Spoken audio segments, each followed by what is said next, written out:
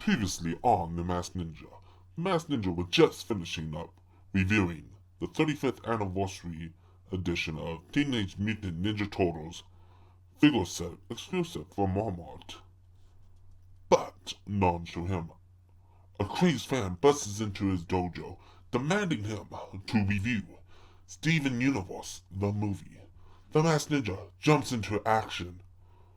Wow, good job on jumping though. I just feel it. That was a jump, not really. Ninja, you need to lay off the tacos and do some cardio. Okay? Okay. But, I digress. He grabs his sword, ready to do battle, defending his honor as a ninja, as a YouTuber, as a reviewer, and totally gets his ass kicked to agree to review this movie. Are you sure this guy's a hero? He is? Okay. Our story continues today. What the Hello fuck? there. What the? What are you doing here? I remember I needed to return this sword.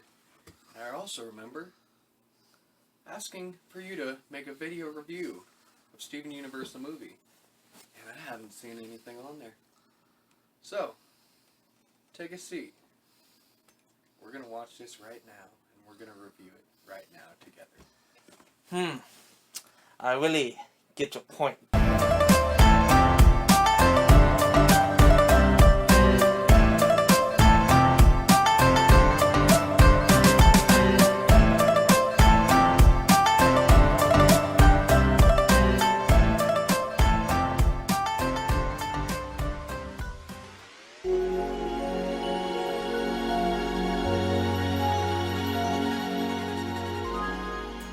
Showtime, guys. What up? The Masked Ninja here, coming at you live and loud, and today I am being forced to review, to talk about Steven Universe, the movie, the musical movie.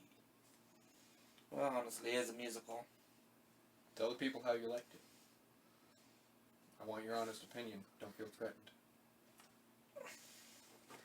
And today with my co-host, You're a number one fan. Number one fan always and always will be. Psycho. How'd you like the movie, though? The movie itself, honestly, very decent. Not too bad. Could be better, could be worse. It's a kid's movie. I found that Art is art. art is art, and some of the songs are very catchy. Don't let him trick you out, people. Other Friends by Spinell has been playing in his head for about the last 10 minutes after we got done watching the movie. It's catchy.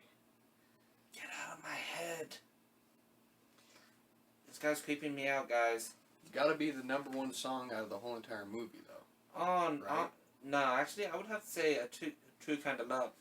True kind of love, huh? Or independent together. Independent Together. Now that one was good just because Steven Universe and his dad. And you wouldn't actually think that Greg and Steven would have actually merged, but they did a fusion all their own. And honestly, it was like a young Russell Crowe type ordeal. Like, I think they did a number one job of that, but it wasn't what I was expecting. How about you? Actually, I can see the Steg's design actually was kind of something I would expect. Couple extra limbs. Both the hair combined. Steven, the mullet increased. And, yeah, The guitar skills were phenomenal. indeed. The lyrics were good. It was strong. At the end of that song, though, the only heartbreaking part was when Spinell, once again, without remembering how she had been betrayed, once again felt that way, and she didn't know why, and she runs off. Well, even afterwards, the fusion, when it breaks up, Steven himself is incoherently exhausted. It seems like he had been, awake for 20 days in a row. Well, keep in mind, his gem is being messed with because of the regenerator. Because the entire crystal gem's getting poofed like that. It was like his first fusion all over again. Exactly. But off that, onto another note is when Spinel hit the screen for the first time. I mean, it was pretty good. I agree. It was pretty good. You know, laid out the whole entire plot. You're just getting into the movie. You have the feeling that you just started watching 2 years after the show had ended, and that was great. But the whole thing that drug you straight into the movie was the song "Other Friends." It made you feel like this is not only going to be a villainous character, it makes you feel like that character in itself is somebody you're probably going to enjoy, somebody you're going to like, maybe even going to be your favorite character. Somebody you're going to sympathize with. Mm. Because, honestly, being tricked to stand in one place for over 10,000 years would drive anybody insane. Well. And honestly, on Spinel still, you get to see her original form, then you see her new look. Here's a question: how did she poof herself? That is a good question. I always thought she poofed herself purposefully, that way she could get a new look. Personally, I think she tried to kill herself. Well, yeah, but I mean... And then she was like, you know what, screw this, I'm hot, I'm going to go out and take it out on them. Well, the whole reason I don't think it was she didn't try to shatter herself is because she had the broadcast from Steven played over to her, and like she says, she plays it on loop until she gets to Earth. Well, I don't feel like she was trying to shatter herself. I just feel like she changed so much as a person, going nowhere in 10,000 years. Like, as her psyche slowly deteriorated, and then finally she finds out that the person she's been waiting for is now a completely different person. That's true. She's a completely different person now, She's been waiting so long, and now, instead of at least having that person show back up, she gets a slideshow of how it will never happen. And honestly, that's something you can sympathize. And she is definitely a decent villain. And yeah, the movie. So what did you think about some of the outfits that stayed from the end of the show? Actually, I found it was a little unbelievable. Why is that? Simple. You're saying Amethyst, who literally poofs in like every other episode, kept that same form. Well, I'm actually exaggerating because honestly, Amethyst poofed what, about 3-4 times in the series? Somewhat like that. So about once a poof a season. So you're telling me she made it 2 years in the same form? I found that highly unlikely. Granted, yes. We could see Garnet or Pearl keeping their form, but Amethyst herself, you couldn't actually see that being a real thing, Of course that she probably had been poofed afterwards. Maybe she just really liked how she looked, and that's why. But that is a good point, because they've always changed after they poofed, unless they only poofed periodically, like small little bits, kind of like how when they first ever poofed, when Jasper came to the show, they came back exactly how they were. So, that was an idea that came afterwards, that they change outfits when they poof. Actually, the only one who was poofed was Garnet. They never stated that poor Amethyst was poofed.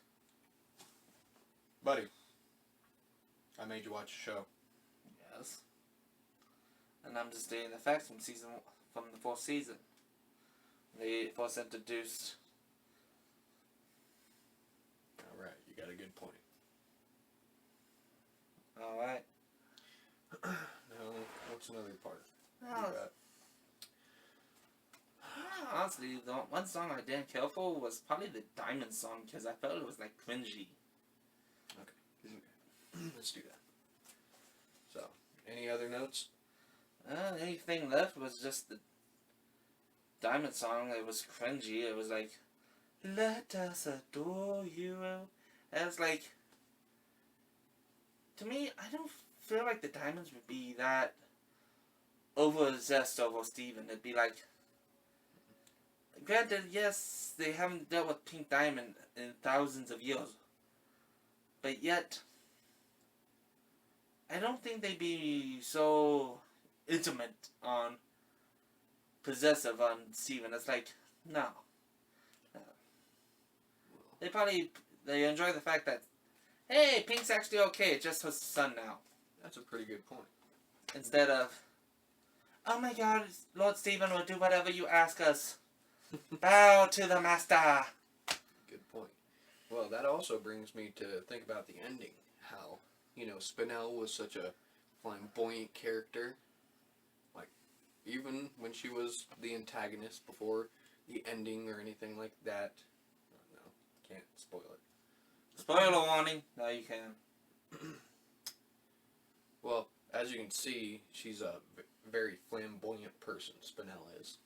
And you know that she not only was, Pink Diamond's best friend, but she's going to be a person that even the Diamonds would hate. Right?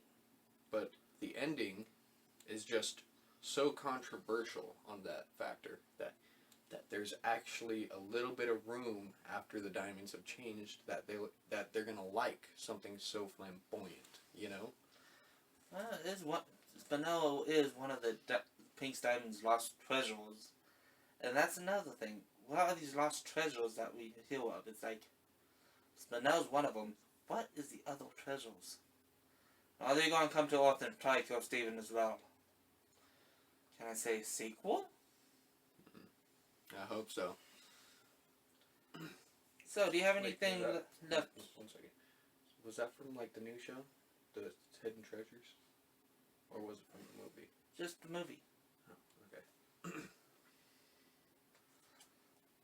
So, anything left you want to say about this movie? I'm mostly wrapped up. Well, I'd just like to say, #1 fan of Masked Ninja, I'm glad he finally reviewed it and watched it. Regardless if, somebody forced him to. So, all in all, I give this an over ranking of about 7 out of 10, and this is from a Steven Universe fan who's been around since the beginning of the show. I'll give it a 6 out of 10. Just because,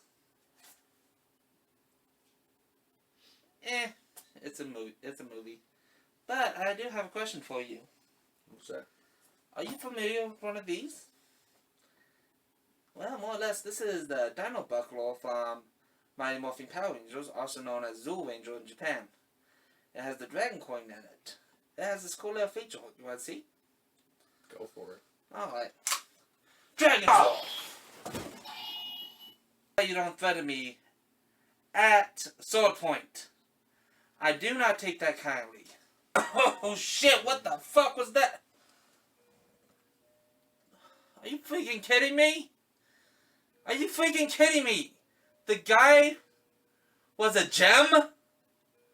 He was a spacewalk person? Should I say that? I think that might be racist. Alright, whatever. This has been the Masked Ninja. Signing off until next time. Peace. I'm going to have to put this in a container.